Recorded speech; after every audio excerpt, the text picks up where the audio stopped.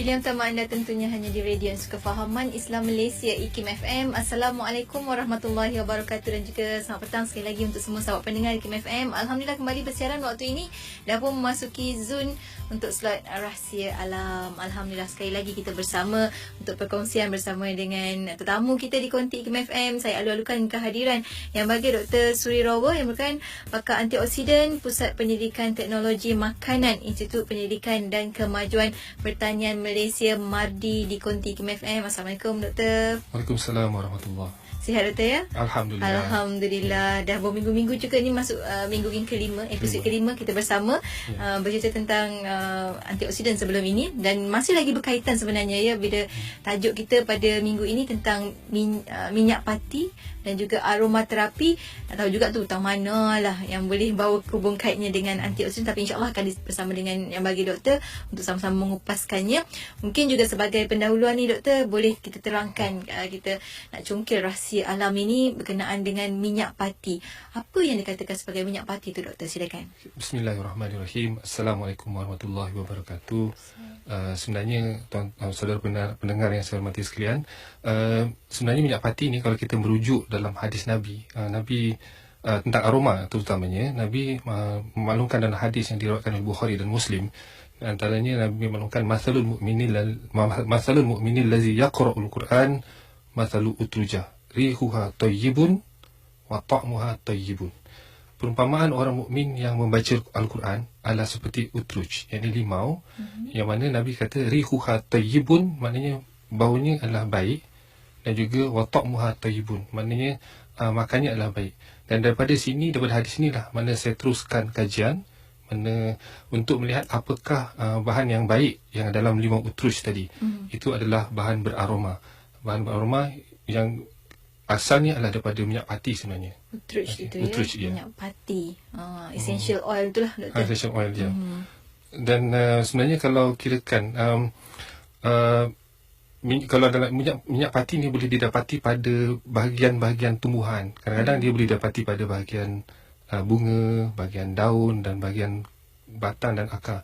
Dan sesetengah minyak pati ni boleh didapati daripada sumber seperti kulat, seperti serangga. Jadi bergantung pada jenis-jenisnya lah. Dan biasanya minyak pati ni kalau di dalam bentuk asal adalah dikenal sebagai minyak pati. Tetapi jikalau ianya bercampur dengan resin atau getah ataupun damar, so ianya dikenali sebagai oleoresin. So itulah perbezaan antara minyak pati dan oleoresin lah. Itu antara nanti kita akan lebih lagi lah mendalami tentang cumanya doktor, bagaimana sebenarnya bila kata tentang minyak pati ini boleh diserap oleh tubuh badan kita doktor? Minyak pati ni dia sangat istimewa sebenarnya kalau kita lihat dari segi pelbagai jenis antioksidan. Sebab minyak pati ni paling cepat diserap dalam darah, melalui contohnya dengan kita menghidu, iaitu melalui hidung, dan terus masuk ke dalam paru-paru kita atau melalui kulit. Contohnya minyak pati yang kita telah campurkan dengan minyak zaitun contohnya, bila kita gunakan atas kulit dan dia terus meresap melalui kulit lah. Jadi maknanya kalau kita bandingkan contohnya sebelum ni, minyak pati dengan bahan antioksidan yang mudah serap seperti dalam madu.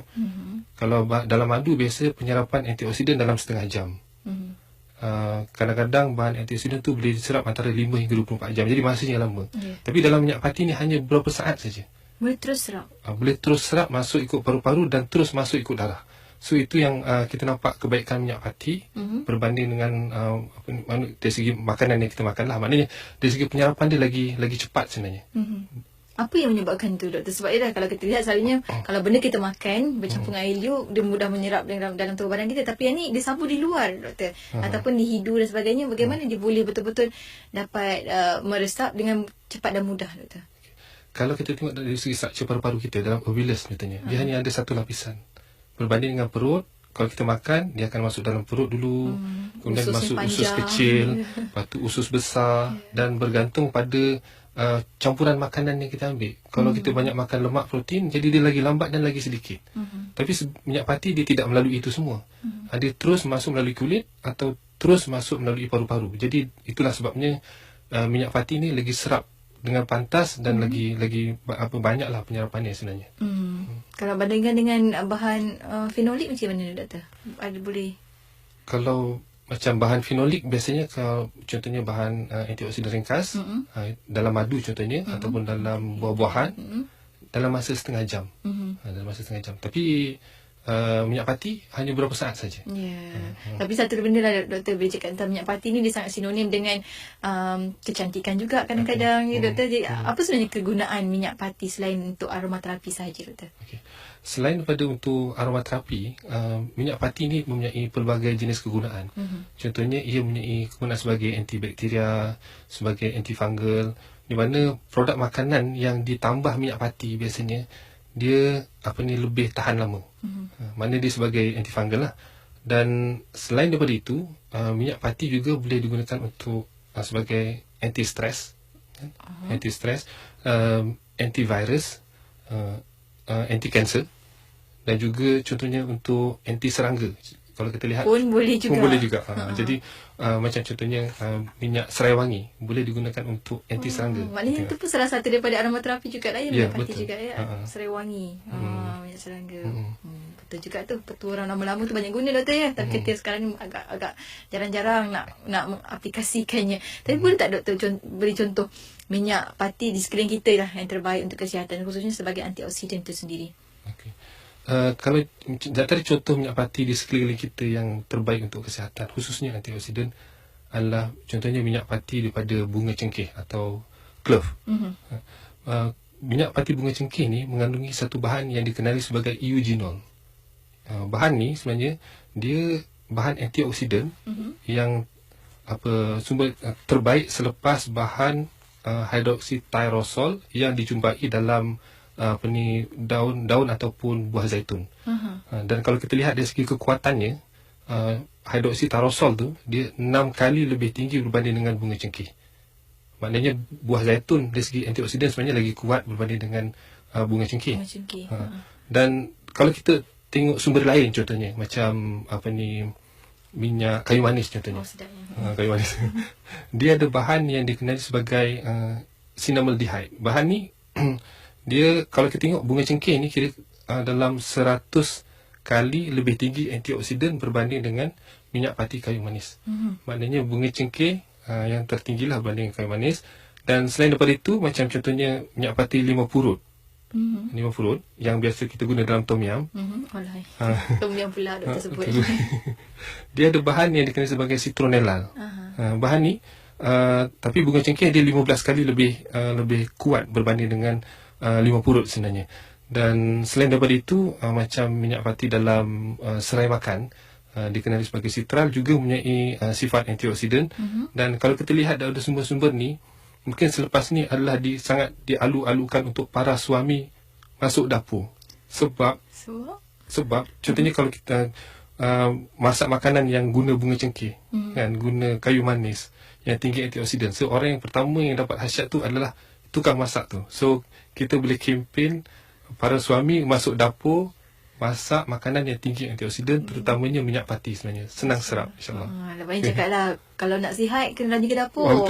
Sebab apa? Sebab dapat pati tu awal-awal yang pertama. Sebab aroma tu memang ketika masak. Dah hidang tu sikit lah. Dah kurang lah. Bila dah tengah makan memang tinggal rasa je lah. Aromanya dah hilang. Jadi itu antara maknanya antara contoh-contoh yang ada di sekitar kita. Dan saya pun baru-baru terbaca baru-baru ini juga tentang bunga cengkeh, bagaimana seorang tu menggunakan bunga cengkeh tu sendiri. Digunakan masuk dalam mulut kemam setiap pagi dan digunakan sebagai untuk paru-parunya katanya kan, kata bila masuk mulut tarik nafas panjang-panjang untuk ni. Adakah itu juga boleh membantu sebenarnya doktor? Betul. Ini salah satu cara untuk kita mengurangkan tahap radikal sebenarnya.